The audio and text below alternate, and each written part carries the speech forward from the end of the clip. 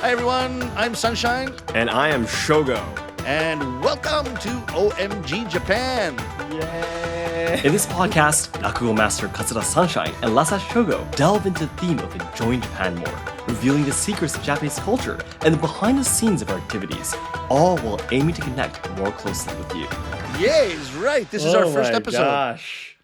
This is amazing. I can't believe we're doing this. We're actually doing this. A dream come true.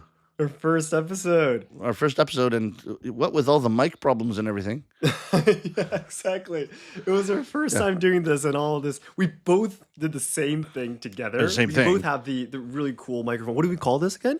You introduced it to me, right? It's the Shure M7B Plus. M7. A lot of people. Wonderful microphone. This, right? Now, notice how I said mic problems. I mean, what was the mic problem? We were muting it accidentally. So it's not a mic problem. It's an us problem, to be honest.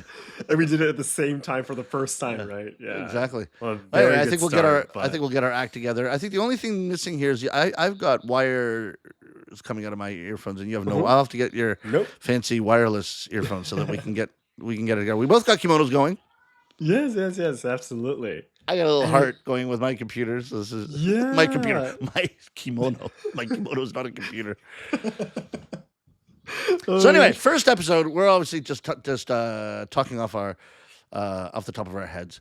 But OMG Japan. Oh my God, Japan. I mean, this I think just represents our love of Japan and absolutely the OMG, like the oh my God, this Japan is so amazing. That's I think a spirit that you and I both share, and that we through this podcast we just want to spread throughout the world. That's exactly correct. And what's crazy is that we actually only met twice in person. Yeah, only 2 times, and we were like, okay, this is going to be amazing. Even though we only met 2 times, we knew that each other are going to be making something amazing together. So, 100%. Oh no, it was exactly. In Japanese they say "hitome bore." Exactly. I think, right? Love at first sight, in a way, yeah. So we should explain to the audience our what led up to this, like our kind of history. So you, I know, are a super famous and super popular YouTuber, and I've been a huge fan of yours for a couple of years now.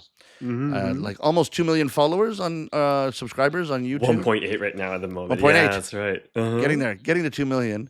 Yeah. And so explain to the audience, because I think some of my audience is going to be coming, maybe some people will be meeting you for the first time. So explain like what your background is and how you started YouTube.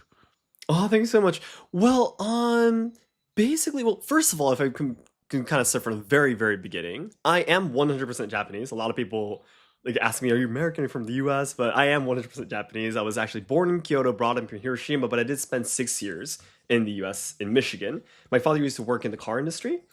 So I was actually there from 5 to 11 years old, came back to Japan, grew up in Hiroshima, then came to Kyoto for university, and I've been living in Kyoto for ever since about 12 years now in Kyoto. Yes, which is where my mother is from. Yeah.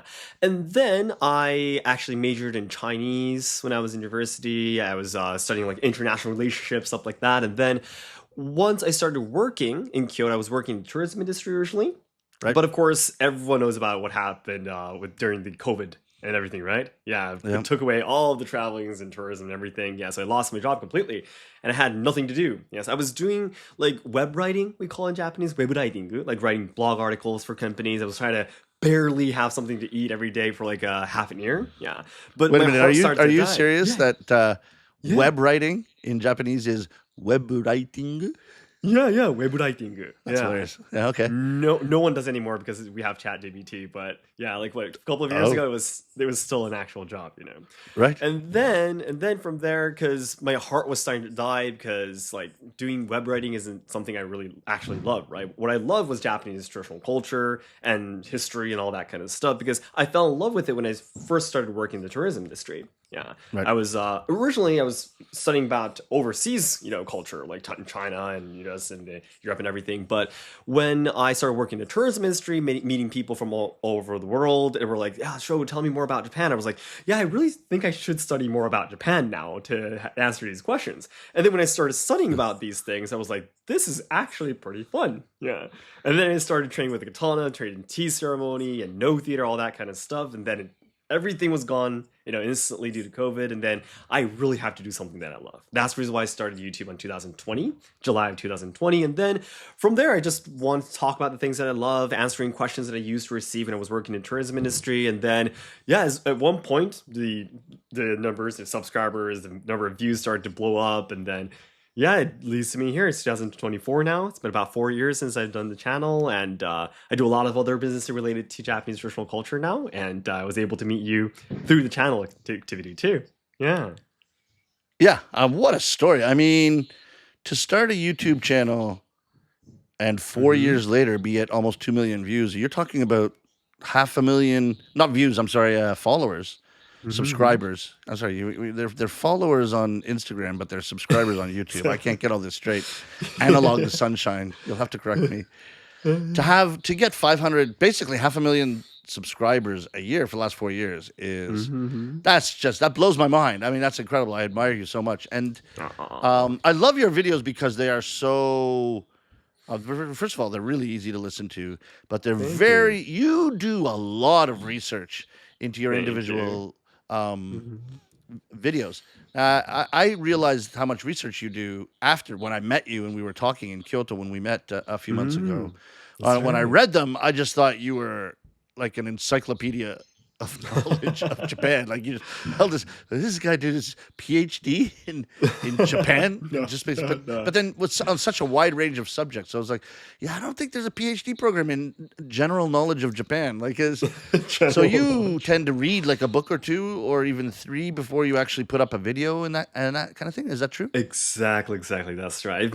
Recently I've only been making YouTube shorts because I don't have enough time. But when I was really focused on YouTube, like right in the mid of COVID, I did usually read at least 1 or 2 books to make those videos talking about Japanese history, sometimes even ninjas and Maiko geishas and oiran and all that kind of stuff too. And also talking about some social problems that's been recently happening in Japan, all that kind of stuff too. Yeah. I just simply really enjoyed doing the research and explaining those things, Yeah. Yeah. No, I mean that's awesome. So I found you a long time ago. I think the way we got in touch is you did a reaction video to one of my to a bunch of my reels. Yes, exactly. And I think I originally contacted you asking if I could do that, right? I think I asked you for permission, didn't I? I think you did. Yes. And you were like, of course, please do that, Yeah. And I was really happy. Yeah. Ladies and gentlemen listening, Shogo is very thorough, very researched. I'm the opposite. I think you and I are like the odd couple. I'm the sloppy guy. No, you're not. I'm the comedian. So I'm a Rakugo storyteller. For those of you who don't know me, my name is Katsura Sunshine, and I am part of the Katsura. There's a bunch of Katsura families in Rakugo. I'm part of Katsura Bunshi's Rakugo family. And Rakugo is a 400-year tradition of storytelling in Japan. The stories have been passed down from master to apprentice through the centuries. I'm now performing in my 6th year on Broadway, and I have a show once a month in Tokyo as well. I've been performing in London's West End and all over the world. And I put up, just the last year, I've been putting up reels, so 30 seconds to a minute, of basically little snippets of my Rakugo performance, either in Tokyo or in New York. And Shogo contacted me, I don't know, maybe half a year ago, or maybe it's almost a year ago now, and said, "Hey, can I do a what do you call it? Like a reaction video or a comment video?" React videos, yeah. Yeah. Now, everybody's used to the internet reaction video. Sometimes even you have like reaction shorts, even reaction videos. They can be very light. They can be very fun. They can be very quick. I have to tell you that when you came up with your reaction video, when it actually got published, when it was on air, when I saw it, I would say it's the most thorough study of my humor and its relevance to Japanese culture that has ever been done on any medium, including like television stations like NHK, where I've had documentaries, mini documentaries done on me. Nobody has delved that deeply. In fact, I learned a little bit about what I was talking about from you. That's how deep you went. Okay. So I was glad you very say impressed. So that was really fun. And then, so that started off us being at least online friends. Exactly. That's right. And then you said you wanted to do a little bit of a focus on Rakugo, and we That's met right. in Kyoto for a day, and Mm-hmm. we just talked. I don't know, just once we start For, talking, it really doesn't stop, does yeah. it?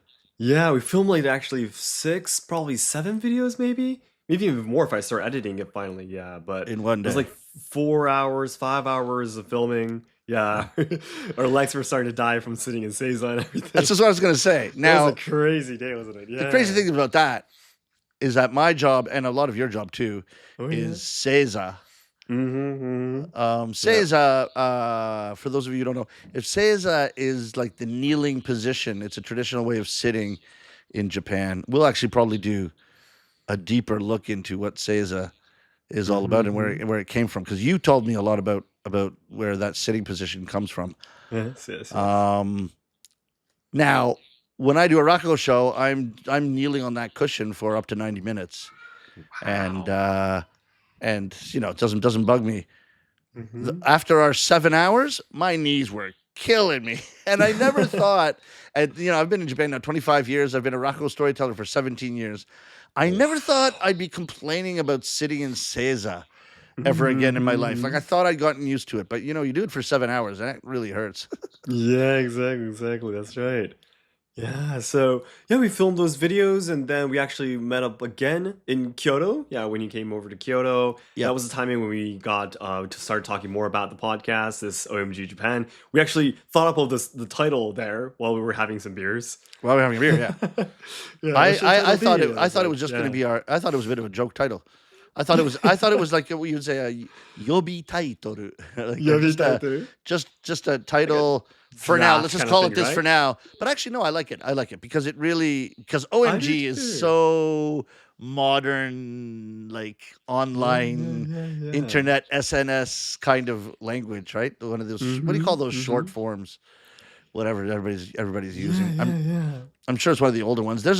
Some people write to me now, younger people write to me now, like Mm-hmm. if it's an Instagram DM or something, and they'll use some of the short forms. I have no idea. I have to look them up. Yeah, I I have to think it's the Google them. same in English and in Japanese. Yeah, there's abbreviations. There's young What people use. It's exactly does this crazy. emoji mean? Exactly. Anyway, dating But myself. But yeah, no, but I think it's a good name. I think this is a great name, and I it do really like it it too. Yeah. encapsulates our still. You're born Japanese. I've lived in Japan Mm-hmm. 25 years, and we still both, I think, have a great sense of wonder and amazement about how like crazy deep and amazing and surprising and interesting and fascinating Japan can be on a Yeah. day-to-day level, and then when you start delving into the culture. So I think that's what we want to bring to bear Mm-hmm. here in our podcast. Absolutely. Can I ask a little bit more about you though, first? Because Sure. you explained about yourself, but you were like, I'm a Rakugo master. But like, how did you get into that though? I think a lot of people would like to know more about the details of like, because did you say you were like the first person from overseas who came a Rakugo master like last 100 years was it almost? 100 years. Amazingly enough, 100 years, 100 years right? ago, That's there was an Australian, which is yeah, crazy to Rakugoka, think right? of. Yeah. Because, in this day and age, there's a lot of foreigners in Japan, let's face it. Mm-hmm. So the fact that I became a Rakugo storyteller, I mean, that's not so shocking because like a lot of foreigners participate in all kinds of arts, and some of them become very, very proficient at them. The tea ceremony and like Yeah. kimono, whether it's kimono making or kimono, the way to wear kimonos, all Mm-hmm. kinds of things. Certainly the sports, right? Mm-hmm. Judo, karate, yeah, just about any art form you can find a foreigner be getting very serious about it. 100 years That's ago, there yeah. was an Australian named Henry Black whose Uh-huh. Rakugo name became Kairakute Braku. And I think he was the very Oh. first non-Japanese or foreign-born Rakugo storyteller. He came to Japan at something like 7 years old, came with his father, who was involved in media. And I think he had a newspaper in Yokohama or something like that. Mm-hmm. And Mm-hmm. so he spoke very good Japanese. Now, at the time, he also did kabuki of all things, and also like hypnosis and all kinds of things. Sounds like an incredibly strange and original character. Now, the interesting thing about him that differs to me is that I don't think, performed Rakugo in English at all. Just became ensconced in Japanese culture. And also at the time, there was a big movement, in Rakugo to modernize Rakugo and to bring in foreign influences into Rakugo, because some of the masters and that includes Black Shishos, or Master Black's master, felt that Rakugo was getting very stale and it needed something to spice it up. And so his family, not just him, but his family were bringing stories from abroad, from China. Botandoro is a very famous ghost story, and that's originally from China. And then Black brought stories from the UK. And even some novelists. I think he used some Dickens. He did some Dickens stories into Rakugo, but he was basically bringing English stories, European stories, into Japanese and performing in Japan. So there's recordings of him. Actually, we might want to do a whole delve into like a whole episode about Black. But he was contacted. I can't even remember the company, but it was the first. He helped bring the first records, phonographs. That technology, he helped bring that technology from, I can't remember if it's Germany or the UK. Well, let's delve into it properly when I can just read up on it again, because it's long. But he helped bring that into Japan. Imagine like Europe bringing technology into Japan. I mean, you wouldn't expect that today. It's the other way around for the last 75 years or whatever it is. But at the time. So he recorded himself. So we have recordings of him that exist, but there's nothing in English. So I think he only did it in Japanese, and he was trying to be part of the movement to change and modernize and make Rakugo more interesting. Now Rakugo is very, very well established. It's great, and there's so many variety of storytellers. There's over 1,000 professional Rakugo storytellers in Japan. Really? And so I have no need to change Rakugo in itself. I don't need to influence Rakugo as it's performed in Japan. My mission is exactly the opposite: is to bring Rakugo, like the traditional Rakugo, abroad in English throughout the world. So we're actually working in exactly opposite directions. But officially, I would be the second after him. Yeah. Wow. So and he died exactly 100 years ago. In the same year as the Great Tokyo earthquake. So 1923. So 101 years ago it would be. Wow. So that means you're doing Rakugo in English, right? That means. I do. I do Rakugo in English. Are you the first person to do that? That means then? Not really. The pioneer of Rakugo in English was named Katsura Shijaku. Master Shijaku. He did Rakugo in English, and he was one of the gods of Rakugo. He's just hilarious. He's one of these people. Look him up, Shijaku. If you want to look him up on Google, everyone. He's kind of got this bald head and a round face, and he's one of these incredible people that the second you look at him, you start laughing without him even having to say anything. Really? The incredible thing about Shijaku Shisho, or Master Shijaku, is that he was a genius, so incredibly super talented, and a rehearsal maniac. He apparently paced his house for hours and hours and hours every day rehearsing Rakugo. And a lot of us, we just don't do anywhere near that kind of rehearsal, especially once you get used to performing in front of an audience. You just kind of memorize the story and you're ready to go. Even some of my stories, like the first time I do them on Broadway, it's just like, do I have a script even? Like I kind of have this general story, and I'll memorize long speeches, but the dialogue, I can just wing that. Nothing like that. He was just incredibly disciplined and also incredibly talented. So he was the pioneer of Rakugo in English. And so even though if you say I'm the second in history, I'm certainly not. I'm certainly the second foreigner, the second person with a white face doing Rakugo professionally in history. But there's a lot of my seniors who are Japanese do Rakugo very well in English. So I'm nowhere near a pioneer in that respect.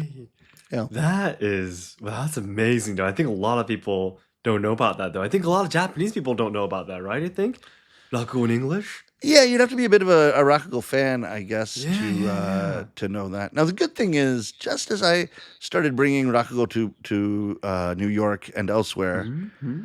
the lucky thing is that Rakugo was featured in some anime, especially Showa Genroku Rakugo Shinju, which I think in English it's translated Descending Stories or something like that. Descending Tales, Descending Stories. Tales, stories, yeah. Descending Tales, yeah. And that was translated in English, I think, through subtitles and perhaps even voiceover. I've never heard the voiceover part. I've watched it in subtitles, but it's extremely well done and became quite popular abroad. And so then you got a lot of people all over the world looking up Rakugo in English, Rakugo. So that's been a big help. It's amazing. But I think the thing is, that it's still, though, to be honest, you're being humble. Yeah, it's still amazing, though, that you really jumped into the strict, hidden, kind of world of traditional culture. You came over to Japan, even though you fell in love with it, that should I say, the yuki, the courage to go and jump into that world, I think is still amazing. And I'm very certain that's going to inspire a lot of people, because so many people want to do that, but they're still afraid and scared that they won't be accepted and all that kind of stuff. So I would love to hear more about when you came to Japan and all that kind of stuff, Sure, yeah. I think there's episodes to be done on each other. Let's get to know each other. Absolutely. The thing is that we only online have like this, yeah. Yeah, the only thing is we only have 3 minutes until the Instagram live we promised everyone. So we're going to do an Instagram live. So we'll wrap up our first episode. Ladies and gentlemen, stick around. Come see us. For now, we'll be recording, I guess, once a week. But I mean, that doesn't matter. It's a podcast. So we'll record whenever we can. We're going to be doing things about Japanese culture, about daily Japanese life, about Japanese stuff, answering your questions, doing special features, and talking about each other and ourselves. Exactly. And we've probably been recording for almost about 30 minutes now, but we haven't gotten into anything yet. So we can just keep on talking probably forever. So it's going to be amazing. There's going to be a lot of amazing episodes and information and stories that's going to be making you love Japan a lot more. So I really hope that a lot of people can listen to this and subscribe or follow or whatever, 100%. I remember in one of our meetings, our most recent meetings leading up to starting this podcast, you were saying, oh, maybe we should make each episode 20 minutes or maybe 30 minutes. And I was like, Shogo, 20 minutes is nothing once we start talking. Do you remember the 7 hours, which we didn't even get through everything we wanted to talk about that day? No. Yeah, it's crazy. We just introduced ourselves and talked a little bit about the history of Knuckle, just the very beginning of it. The end. So at least for the podcast, I get to sit on a sofa. So I've been happy with that. Yeah, me too. I'm sitting on a chair as well. So a little bit more comfortable, I guess. Yeah. All right. Fantastic. We'll talk to everyone again in the next episode then. Amazing. And ladies and gentlemen, please tune in from now on to OMG Japan. Yay, thank you so much. Thank you for listening to today's podcast. The two of us are involved in various Japan-related projects on a global scale, so please take a look at the description for more information. We're looking forward to your comments too. Then we'll talk to you again in the next one. ありがとうございました。